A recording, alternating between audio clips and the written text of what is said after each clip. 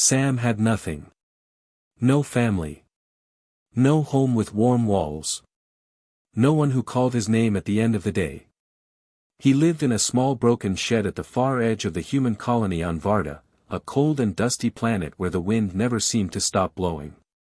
The shed had gaps in the walls where the night air crept in like cold fingers. Sam had patched those gaps with old cloth and dried mud, but the cold still found him every single night. He was 10 years old and he had been alone for 3 years. The colony was small and poor. Most of the humans there were workers and farmers trying to build something on a planet that did not make things easy. They were not cruel people, but they were tired people. Tired people do not always notice a small boy sitting alone near the edge of the settlement eating dry bread by himself. Sam had learned not to wait for anyone to notice him. He had learned to take care of himself. Every morning he woke before the sun came up. He would check the small tin box under his sleeping mat where he kept his food.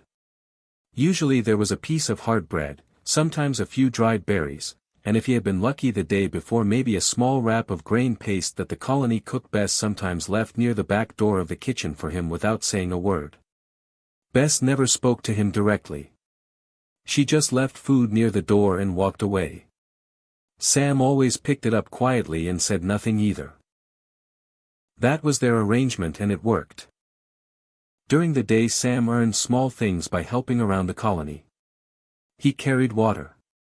He swept dust from walkways. He helped old Ray stack supply boxes behind the storage building. Ray was a quiet man with a bad leg who never asked Sam questions about his life, which Sam appreciated very much. Ray paid him in food scraps and once in a while a small piece of dried meat which Sam saved carefully for the coldest nights. That night the temperature dropped lower than usual. Sam had finished his small meal hours ago. His stomach was still not happy about it, but he had learned to ignore that feeling. He was lying on his mat under 2 thin blankets trying to sleep when he heard something. It was faint. Very faint. Almost like the wind, except the wind did not sound like that. The wind was sharp and rough. This sound was soft and broken. Like something small trying very hard to make noise and not having the strength for it. Sam sat up. He listened for a long time. The sound came again. It was coming from outside the shed toward the wild zone. The wild zone was what the colony people called the land beyond the eastern fence where nothing had been cleared or built. Strange plants grew there in thick clusters, and at night strange sounds came from deep inside. The colony children were told never to go near it after dark. Sam had always followed that rule. But that sound was not a wild zone sound. He pulled on his boots and his jacket and took the small food bundle he had been saving for the next morning. It had half a bread piece and a small wrap of grain paste inside. He did not think about why he took it. He just picked it up and went outside. The cold hit him immediately. The sky was full of stars and the 2 moons of Varda were both out casting a pale silver light over the ground. Sam walked slowly toward the eastern fence, listening carefully. The sound came again, and this time it was closer. He followed it along the fence line until he reached a section where 2 fence posts had leaned apart, leaving a gap just wide enough for a small boy to squeeze through. He squeezed through. The ground on the other side was softer. Strange low plants brushed against his legs as he walked. He moved carefully, watching where he stepped and listening. The sound was very close now. He pushed through a cluster of thick stalks and stopped. There, in a shallow dip in the ground, were 2 of the smallest creatures Sam had ever seen. He knew what they were. Everyone on Varda knew what they were, even if most people had never seen one up close. They were dragon hatchlings. Newly hatched by the look of them. Their scales were still soft and their wings were pressed flat against their tiny bodies. One had scales that were pale silver blue. The other had scales the color of deep amber.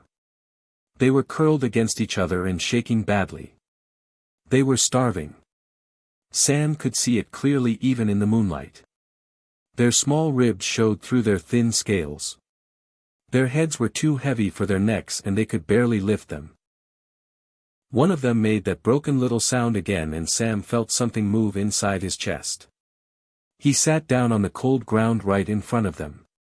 He did not reach out right away. He just sat there and let them see him. They looked at him with large dim eyes that had very little energy left in them. Sam slowly opened his food bundle. He broke the bread into very small pieces. He held one piece out on his flat palm and waited. For a long moment nothing happened. Then the amber-colored one stretched its neck forward with great effort and took the piece from his hand. Sam stayed very still. He broke another piece and held it out. The silver-blue one moved next, slow and weak, but it ate. Sam fed them every small piece he had. When the bread was gone he opened the grain paste and let them eat that too. He had nothing left after that. His stomach would be empty until morning. He did not mind. When they finished eating they stopped shaking so much. They looked at him again with those large eyes and then slowly they pressed together and leaned against his legs. Sam sat there in the cold dark of the wild zone with two tiny dragon hatchlings leaning on him and he did not move. He did not want to wake them. Sam did not know how long he sat there. The cold was deep and heavy around him. The kind of cold that settles into your bones slowly and does not leave easily. His fingers were going numb and his breath was coming out in small white clouds in the dark air. The two moons of Varda had moved across the sky and the stars above the wild zone were sharp and bright the way they only got when the temperature dropped very low. But Sam did not get up. The two hatchlings were still pressed against his legs. The amber one had its tiny head resting on his left knee. The silver-blue one had curled itself into a tight ball against his right ankle. Both of them were still shaking a little but not as badly as before. The food had helped. Sam could see that. Their eyes were less dim now. They were still weak but the desperate empty look they had when he first found them was slowly fading. He watched them carefully. He had never been this close to dragon hatchlings before. He had seen adult dragons once from very far away moving across the sky above the mountains north of the colony. They were enormous creatures that moved through the air like slow thunder. The colony people always stopped and watched when that happened. Nobody made noise. Nobody moved. You just watched and felt very small. These two were nothing like those giants yet. They were small enough that Sam could have held one in both hands. Their scales were still soft to the eye though Sam had not touched them yet. He did not want to startle them. The amber one had tiny claws that curled slightly inward as it rested. Its tail was thin like a rope and it had wrapped the end of it loosely around Sam's boot without seeming to know it was doing so. Sam looked at that small tail around his boot for a long time. Then the silver-blue one shivered hard. Its whole small body trembled and it made a sound so quiet Sam almost missed it. A thin weak sound like something trying very hard not to cry. Sam made a decision. He reached up slowly and unzipped his jacket. He moved carefully so he would not disturb them too much. The cold air hit his chest immediately through his thin shirt and he felt it sharply but he kept moving. He laid the jacket open across his lap and then very gently with the slowest movements he could manage he scooped the silver-blue hatchling up and set it inside the jacket against his stomach. It tensed immediately. Sam went completely still. He did not breathe for a moment. The hatchling's small claws gripped his shirt and its eyes went wide and its whole body was rigid with alarm. Sam just sat there not moving, not speaking, just breathing slowly and steadily. He kept his hands loose around it, not gripping, just present. Just there. 3 slow breaths passed. Then the silver-blue hatchling let out a long shaky exhale and its body went soft. It pressed its face against Sam's shirt and the shaking slowed down by half. Sam breathed again. He looked at the amber one still on his knee. It had lifted its head and was watching what he had done with its large eyes. It looked at its companion tucked inside the jacket. Then it looked at Sam. There was something in that look that Sam could not name. It was not fear exactly. It was more like a question. Sam opened the other side of the jacket. The amber hatchling did not need as long to decide.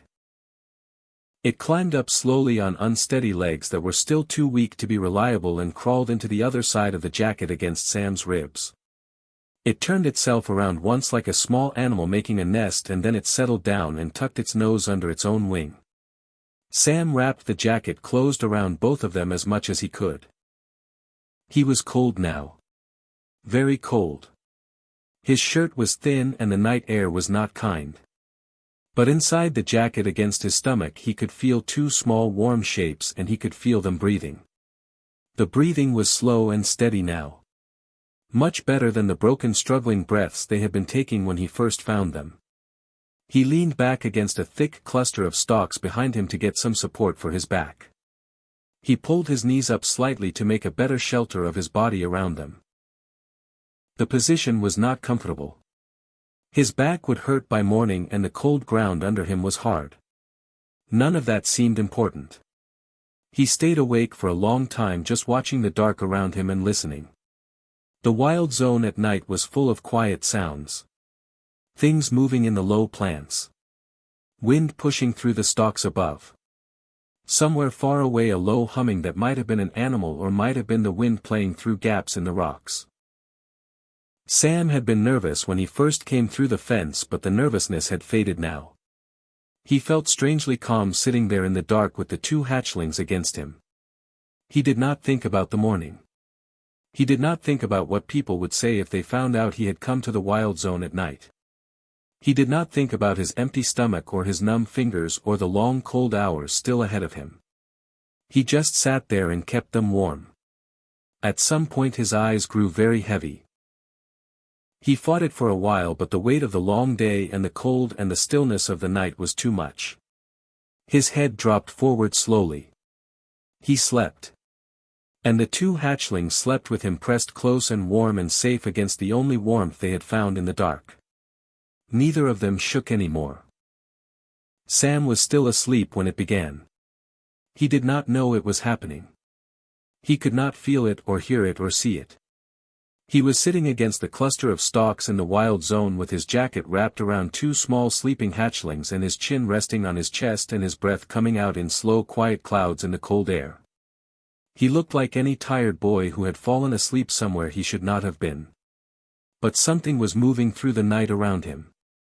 Not sound. Not light. Something else. Something that had no name in any human language but that every dragon species across dozens of worlds understood from the moment they hatched. It was a signal. A natural thing that dragon hatchlings carried inside them the way humans carry a heartbeat. When a hatchling was in danger, that signal went out like a cry in every direction. Fast and wide and desperate.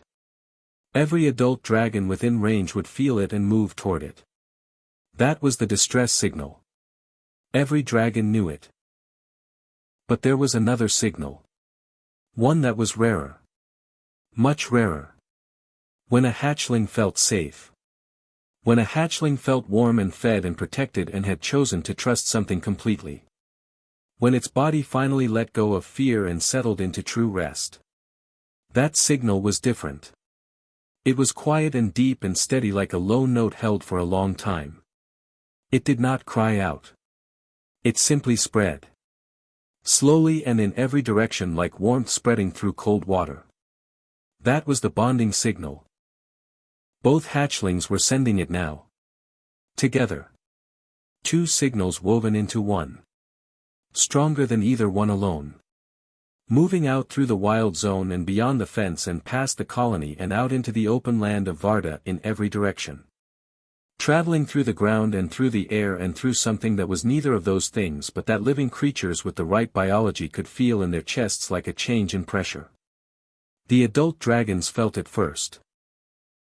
There were 3 of them resting in the deep wild lands beyond the northern hills several kilometers from the colony. They were large and old and they had been sleeping the way old dragons sleep, which is not very deeply at all. The signal reached them like a hand pressing gently against the side of the head. All three of them lifted their heads at the same moment. They turned slowly in the darkness and faced the same direction. They stayed still for a long time, reading the signal the way you read words on a page.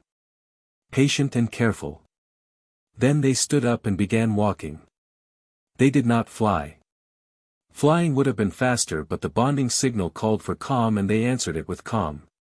They moved through the dark land in silence, their enormous feet making almost no sound on the soft ground. Their eyes were bright in the dark. They moved in a wide loose line, all facing the same point. All moving at the same steady pace. They were not the only ones. Two smaller dragons that had been moving through the eastern reaches of the wild zone on their own business stopped when the signal reached them. They stood still for a moment, then changed direction and followed the pull without hesitation. Beyond the wild zone, on the wide flat road that ran past the colony, a merchant convoy had stopped for the night. There were 4 wagons and a small camp of alien travelers who traded between the colonies and settlements scattered across Varda. They were not dragons. They were a quieter species with pale gray skin and large dark eyes who had lived alongside dragons on this planet for many generations. They could not read the bonding signal the way dragons could, but they could feel something. A warmth. A pull. Like when you are inside a building and you can feel the sun on the other side of the wall without seeing it. The convoy leader was a broad-shouldered alien named Gorn who had been traveling these roads for 30 years. He woke from sleep with a feeling in his chest that he had not felt in a very long time. He sat up in his blankets and pressed one hand flat against his sternum and sat very still. His people around him were stirring too. Eyes opening. Heads lifting. All with the same confused and wondering expression. Gorn stood up and looked east toward the wild zone. He said one word quietly in his own language. The word meant something close to bonding found. Then he pulled on his coat and began walking, and his people followed him without needing to be told why. Inside the colony the effect was softer, but it was still there. Lena, who worked the early shift at the water station, woke 20 minutes before her alarm and lay in her bed feeling strange. Not sick. Not afraid. Something almost like homesickness, except she was home. She got up and went to her window and looked out toward the eastern fence and stood there for a long time, not knowing why. Tom, the night guard on the eastern perimeter, had been leaning against his post half asleep when he felt it. He straightened up and looked out past the fence into the dark wild zone. He could not see anything. But he kept looking. He could not make himself stop looking. He pressed the comm on his jacket and told the colony watch leader that something was moving in the wild zone. He could not explain what. He just knew something was out there and it was important. Old Ray woke up on his cot in the supply building and sat up and stared at the wall for a long time. Then he put on his boots. All of them were moving toward the same place. None of them knew why exactly. None of them knew that at the center of all of it was a small sleeping boy with nothing to his name but a worn jacket and an empty food bundle and 2 tiny dragon hatchlings pressed warm and trusting against his chest. The night was almost over. The sky in the east was just beginning to change. Sam woke up slowly. The first thing he felt was warmth against his chest. The second thing he felt was the hard cold ground under him and the stiffness in his back from sleeping sitting up against the stalks all night. He blinked a few times. His eyes were heavy and his neck ached. The sky above the wild zone was turning from dark blue to pale orange at the edges. The 2 moons were gone. The stars were fading one by one. It was almost sunrise. He looked down at his jacket. Both hatchlings were still there. The amber one had shifted in the night and was now pressed flat against his stomach with its small chin resting on the edge of the jacket opening. The silver-blue one had tucked itself deeper and only the top of its head was visible. Both of them were breathing slowly and steadily. Both of them were warm. Sam let out a long quiet breath. He lifted his head and looked around to check where he was and stopped completely. He did not move. He did not breathe. He just stared. They were everywhere. In every direction around the small clearing in the wild zone there were beings standing and sitting and crouching in complete silence. The clearing itself was not large. It was just a shallow dip in the ground surrounded by thick stalks and low plants. But every space around it that could hold a living creature was filled. Dragons sat in a wide half-circle at the far edge of the clearing. 5 of them. Enormous and ancient-looking with scales that caught the pale morning light in deep colors of green and black and dark red. Their heads were lowered. Not in sleep. In something else. Something deliberate. Their large eyes were open and they were all looking at one thing. They were looking at Sam. Closer and behind the dragon stood a group of gray-skinned alien travelers. Sam recognized them as the kind of traders who sometimes passed through the colony. There were 8 or 9 of them standing in a quiet line. Their large dark eyes were fixed on him. One of them, a broad-shouldered older one in a heavy coat, had his hand pressed flat against his chest and was watching Sam with an expression that Sam could not read at all. To the left of the travelers were colony humans. Sam saw Lena from the water station standing with both hands over her mouth. He saw Tom the night guard still in his patrol jacket standing completely still with his eyes wide. He saw old Ray standing at the back leaning on his walking stick with an expression that was not surprise exactly but something deeper and quieter than surprise. There were others behind them. More faces that Sam recognized from the colony. Workers and farmers and people who had never spoken a single word to him in his life. All of them standing in silence looking at him.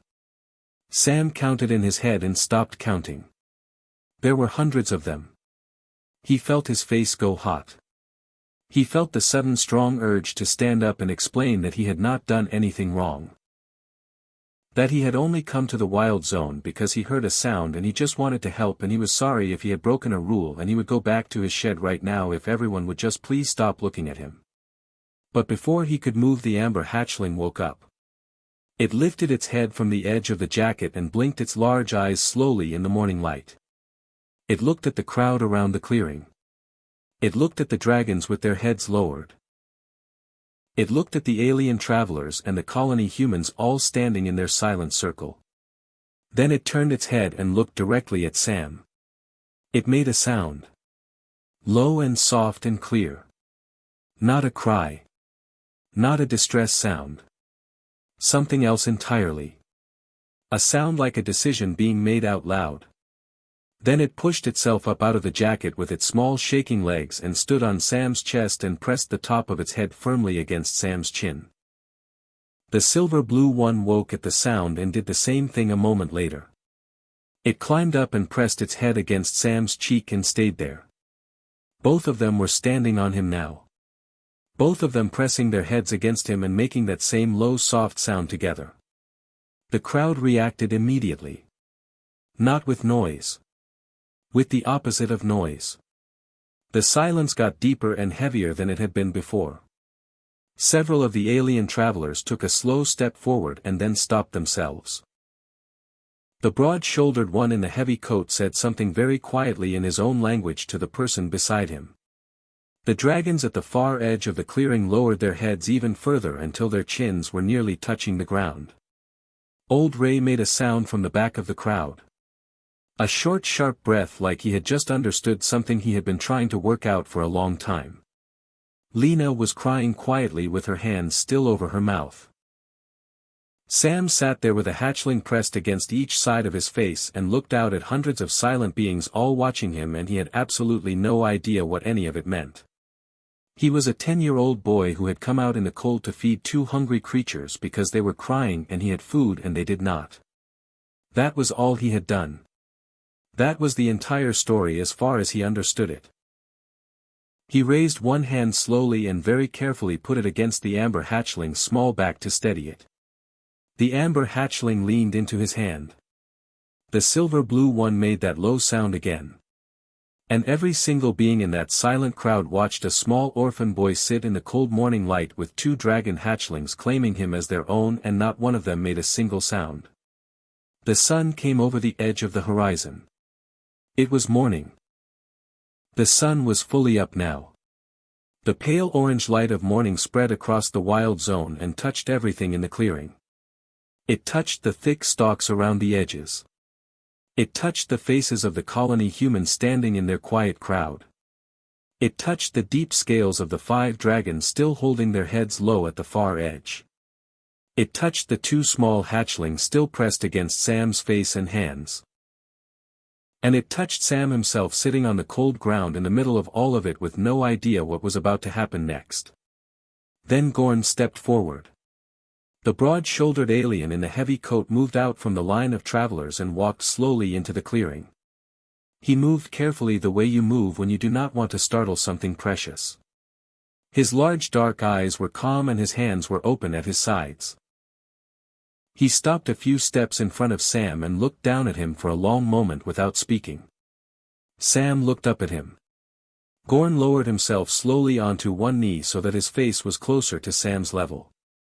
He had deep lines around his eyes and his gray skin had the worn look of someone who had spent many years outdoors in hard weather.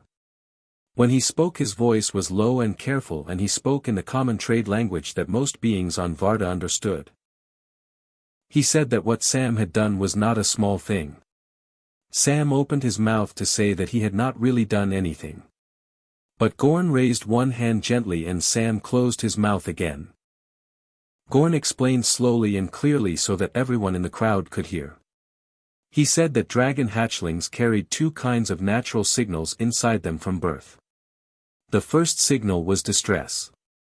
Every living creature with any sensitivity could feel it when hatchlings were in danger.